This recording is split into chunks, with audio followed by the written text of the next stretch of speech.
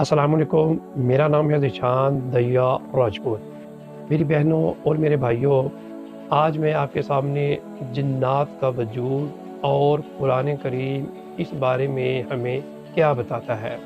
ہم جنات کے وجود سے انکار نہیں کرتے کیونکہ قرآن کریم ان کے وجود کو مانتا ہے، لیکن ہم اس بات کا بھی انکار کرتے ہیں کہ جنات اللہ سے زیادہ طاقتور ہیں یا انسان کی تقدیر کو بدل سکتے ہیں۔